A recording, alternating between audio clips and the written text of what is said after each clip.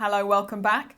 The Cultural Revolution was launched by Mao. It was a massive grassroots political and social movement which was intended to attack and wipe out all the cultural and social elements within China that were considered bourgeois and associated with capitalism, and also it was an attack on the bureaucratic and technocratic structures within the party. In the next video, I'll talk about some of the things that actually happened during the Cultural Revolution. But in this video, I'm talking about why Mao launched it when he did. I think the story that we often hear about why Mao launched the Cultural Revolution is because Mao was trying to regain the power that he'd lost within the party, particularly after the disaster, which was the Great Leap Forward.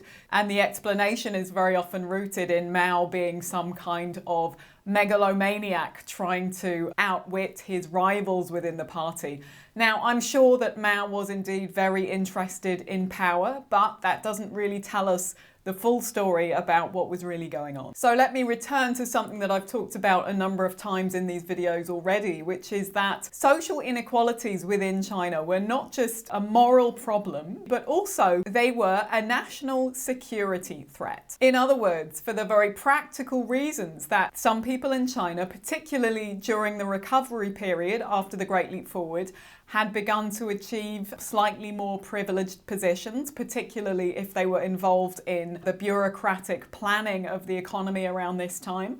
Some people were starting to amass some private wealth as we were starting to see some private markets emerging. We were starting to see increased levels of corruption. And the concern was that as these levels of social inequality, some might say class difference, were emerging, some of those people who were benefiting from these processes might start to sympathize with capitalist elements outside of China and possibly even seek to ally with them.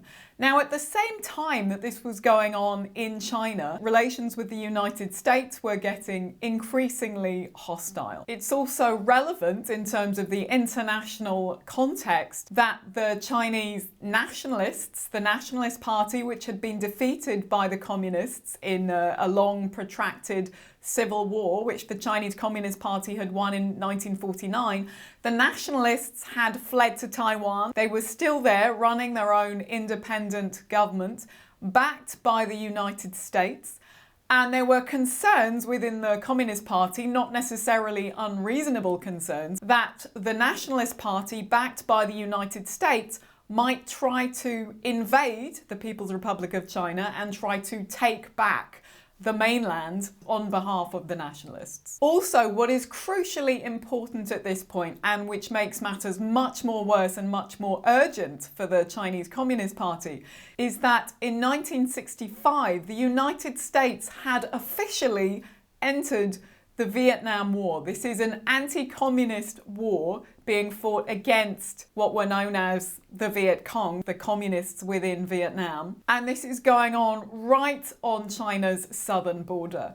And there were real concerns within the party, and particularly by Mao, that United States forces might simply extend that war and invade China from the south. So at this point, surrounded by all this international hostility, the last thing you want, if you're Mao or one of his supporters, is emerging capitalist interests who might be sympathetic to some of those outside forces emerging and gathering strength within your own country. At the same time that all of this is happening, the Soviet Union, also on China's border on the other side, is also becoming increasingly threatening. The Soviet Union, of course, is also under a communist regime and were at one point China's ally, at least they seem to be.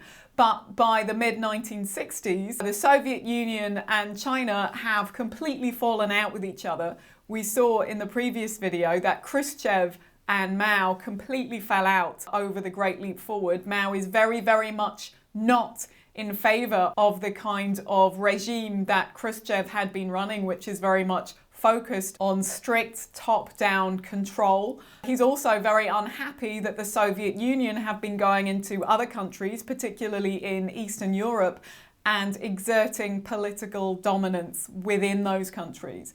Mao considers that to be basically imperialism. So by this point, he's starting to regard the Soviet Union as just another imperialist country, the same as the United States, or probably even worse than the United States. So as relations with the Soviet Union and with the United States get worse, both at the same time, Mao starts to be genuinely concerned that the Soviet Union might invade from one side and the United States might invade from the other side, and the two superpowers might be planning to carve China up between them.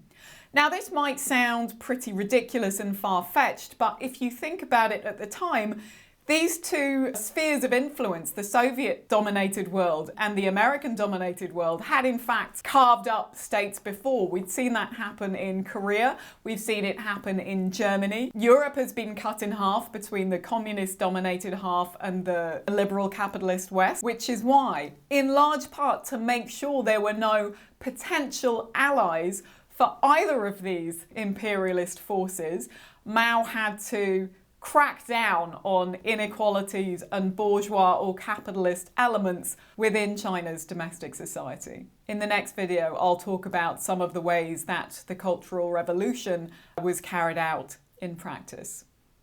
Thank you for watching.